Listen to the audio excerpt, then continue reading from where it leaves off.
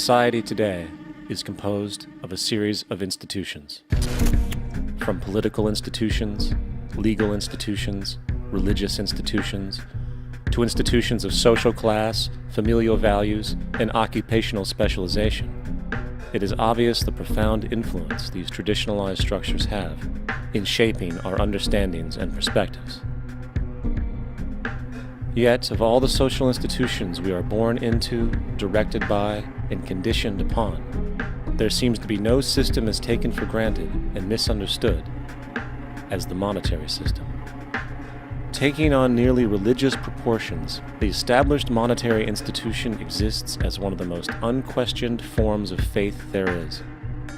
How money is created, the policies by which it is governed, and how it truly affects society are unregistered interests of the great majority of the population. Unfortunately, economics is often viewed with confusion and boredom. Endless streams of financial jargon coupled with intimidating mathematics quickly deters people from attempts at understanding it. However, the fact is, the complexity associated with the financial system is a mere mask, designed to conceal one of the most socially paralyzing structures humanity has ever endured.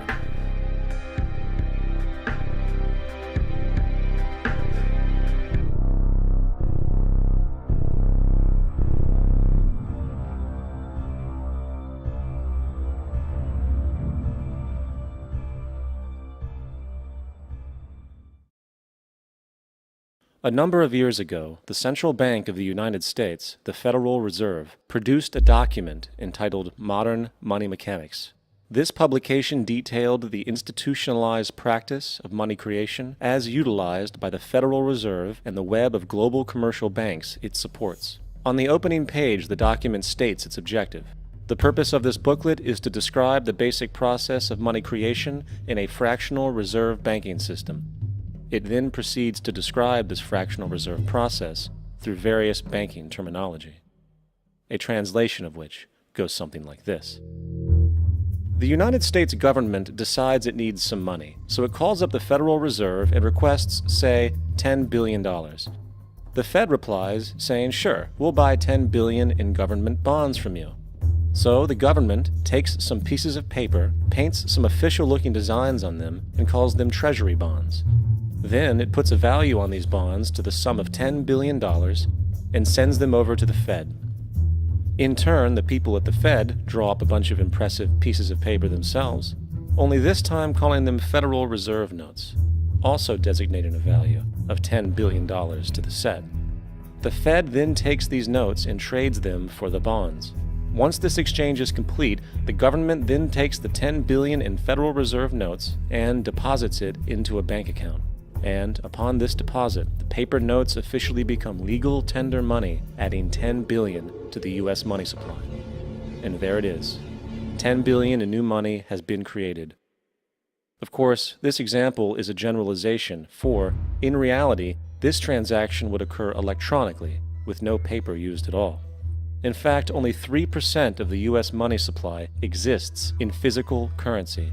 The other 97% essentially exists in computers alone.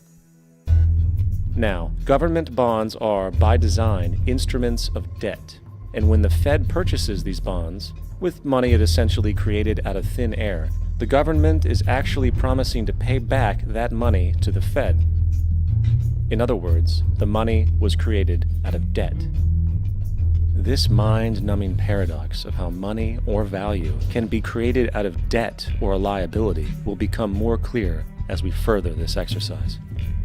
So, the exchange has been made and now $10 billion sits in a commercial bank account. Here's where it gets really interesting. For as based on the fractional reserve practice, that $10 billion deposit instantly becomes part of the bank's reserves, just as all deposits do. And regarding reserve requirements, as stated in Modern Money Mechanics, a bank must maintain legally required reserves equal to a prescribed percentage of its deposits. It then quantifies this by stating, under current regulations, the reserve requirement against most transaction accounts is 10%. This means that with a $10 billion deposit, 10% or $1 billion is held as the required reserve while the other $9 billion is considered an excessive reserve and can be used as the basis for new loans. Now, it is logical to assume that this $9 billion is literally coming out of the existing $10 billion deposit.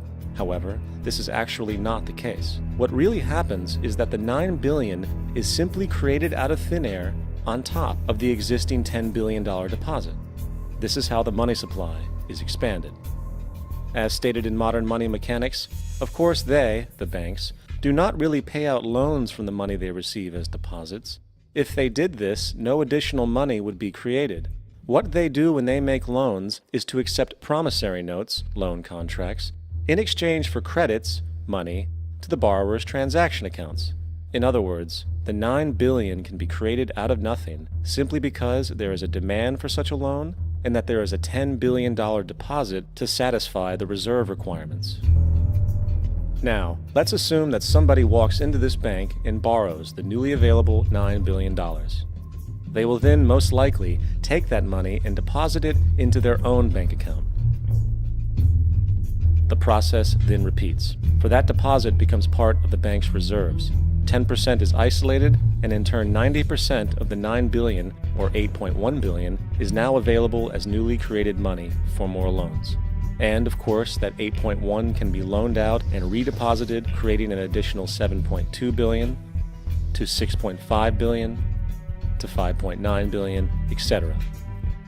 This deposit money creation loan cycle can technically go on to infinity. The average mathematical result is that about $90 billion can be created on top of the original $10 billion.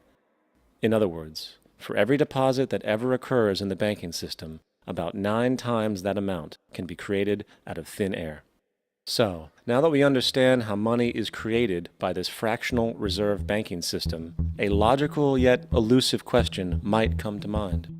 What is actually giving this newly created money value? The answer? The money that already exists. The new money essentially steals value from the existing money supply. For the total pool of money is being increased irrespective to demand for goods and services. And as supply and demand finds equilibrium, prices rise, diminishing the purchasing power of each individual dollar. This is generally referred to as inflation, and inflation is essentially a hidden tax on the public. What is the advice that you generally get? And that is inflate the currency. They don't say debase the currency. They don't say devalue the currency. They don't say cheat the people who are saved. They say lower the interest rates. The real deception is when we distort the value of money. When we create money out of thin air, we have no savings, and yet there's so-called capital. So my question boils down to this: how in the world can we expect to solve the problems of inflation, that is, the increase in the supply of money, with more inflation? Of course, it can't. The fractional reserve system of monetary expansion is inherently inflationary. For the act of expanding the money supply without there being a proportional expansion of goods and services in the economy will always debase a currency. In fact, a quick glance at the historical values of the US dollar versus the money supply reflects this point definitively, for the inverse relationship is obvious. $1 in 1913 required $21.60 in 2007 to match value. That is a 96% devaluation since the Federal Reserve came into existence. Now, if this reality of inherent and perpetual inflation seems absurd and economically self-defeating, hold that thought, for absurdity is an understatement in regard to how our financial system really operates. For in our financial system, money is debt, and debt is money. Here is a chart of the U.S. money supply from 1950 to 2006. Here is a chart of the U.S. national debt for the same period. How interesting it is that the trends are virtually the same. For the more money there is, the more debt there is. The more debt there is, the more money there is. To put it a different way, every single dollar in your wallet is owed to somebody by somebody. For remember, the only way the money can come into existence is from loans. Therefore, if everyone in the country were able to pay off all debts, including the government, there would not be $1 in circulation.